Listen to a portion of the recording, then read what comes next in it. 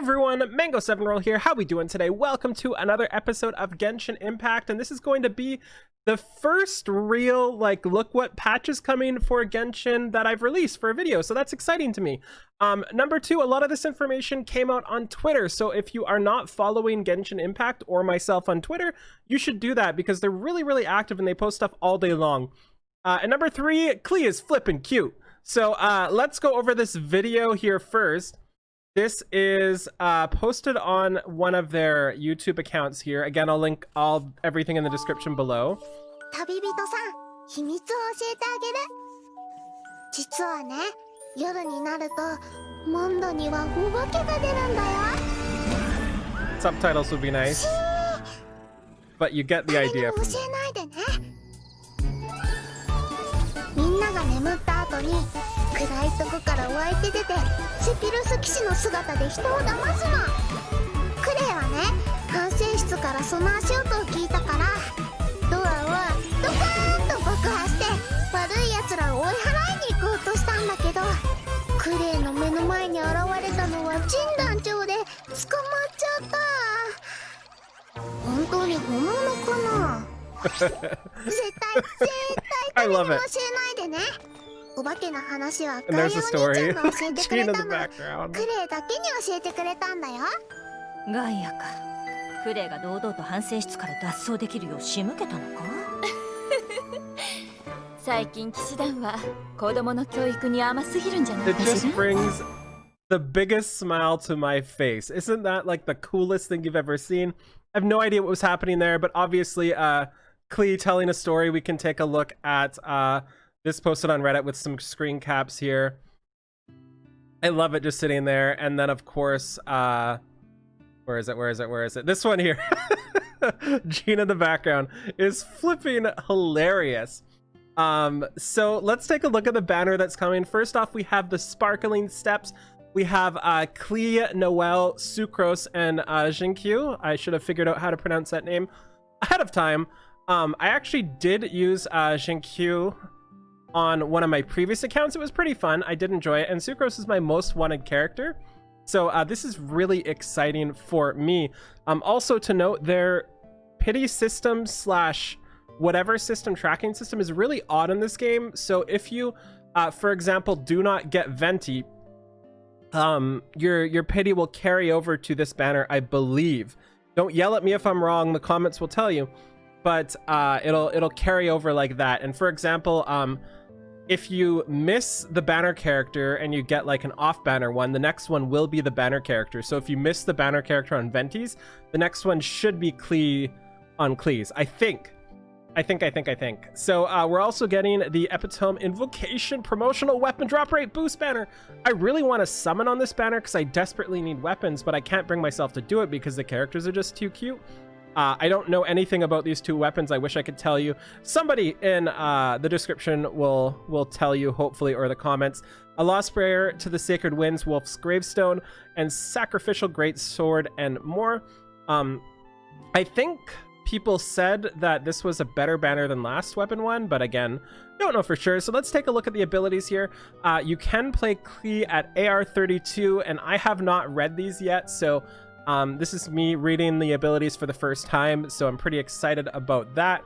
I should be able to make this a little bit bigger for y'all too. So we have a normal attack is throws things that go boom when they hit things. So judging from this description and the video we just watched, you kind of can tell what kind of character Klee is going to be. Jumpty Dumpty 2 is tons of boom bad fun. Okay, so basically Klee is just going to make things explode, which is kind of cool. And the ones I like looking at are usually the passives, because different characters have different passives. For example, my Ningguang can track ores on the map, and that's something I can't live without anymore. So like I like to look for stuff like that. And we can see her passive talent 3 actually does that. Displays the location of nearby resources unique to Mondstadt on the minimap. So that's really cool to have as well. It's not something that's like necessary by any stretch, but it does help when you're searching for materials as well. She also has a party buff here where when she crits, all party members gain 2 elemental energy. And her Pounding Surprise, when Jumpty Dumpty and normal attacks deal damage, Klee has a 50% chance to obtain an Explosive Spark. The spark is consumed by the next charge attack, costs no stamina, and deals 50% increased stamina. Okay, and then for the Omega Whales here, we have the Constellations, which are always ridiculous, but yeah, look at these. These are nuts, as always. While under the effects of Sparks and Splash, other members of the party will continuously regenerate energy. When Sparks and Slash is used, all party members will gain 10% pyro damage bonus for 25 seconds. That seems insane. Absolutely insane. Anyway, we know about Noelle as well. I think a lot of people know about her because she was on one of the original banners, so a lot of people have her. She's a great sword user. Super adorable. There's a lot of memes coming around with her, which is great as well. So I'm just going to check out her passives here because this is something I haven't read. When Noelle is a party but not on the field, this ability triggers automatically when your active character's HP falls below 30%. Creates a shield for your active character that lasts for 20 seconds, absorbs damage equal to 400% of Noelle's defense. Cool. That's really cool. I love stuff like that.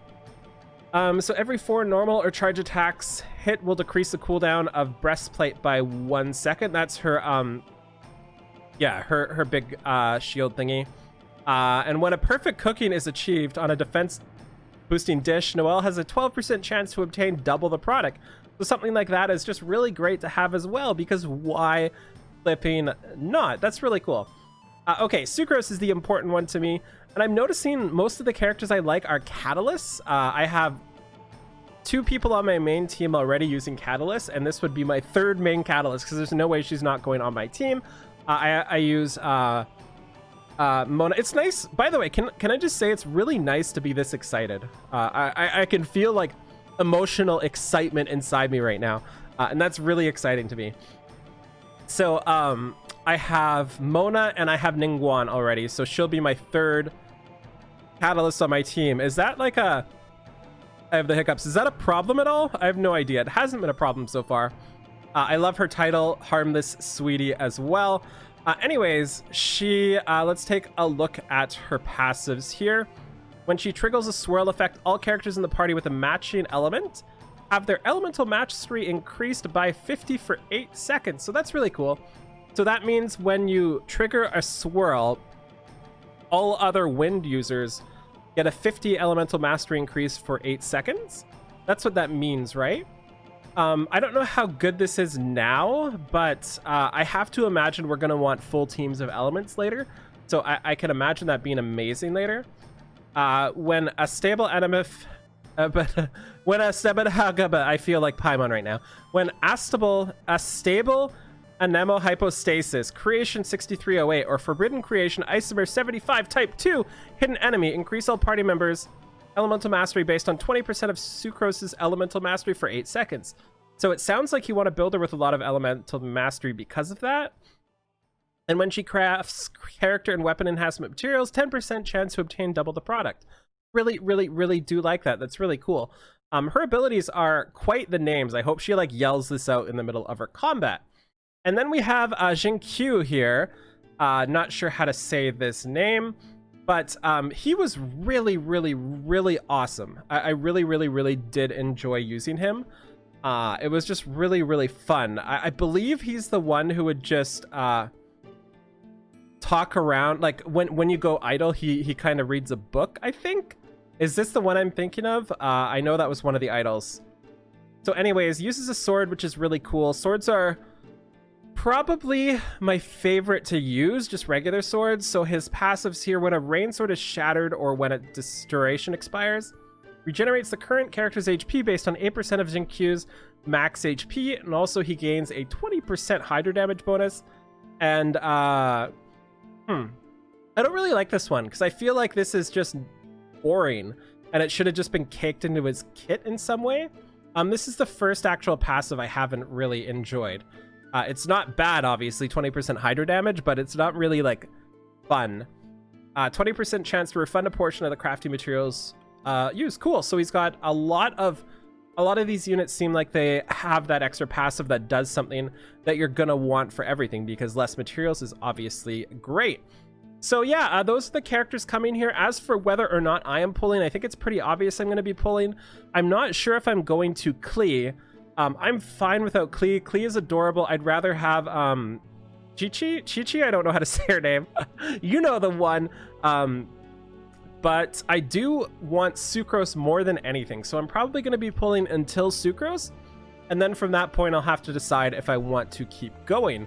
So let me know what you are thinking in the description below. Any Noels will be great, but I just want as many Sucroses as I can get. And Xingqiu here, I would like one of Xingqiu because I already have the Noel. I should look at her constellations too. So an additional charge, increased by 2 seconds, increase the level, reduce the cooldown of S-Stable, Anime Hypos, that stupid name.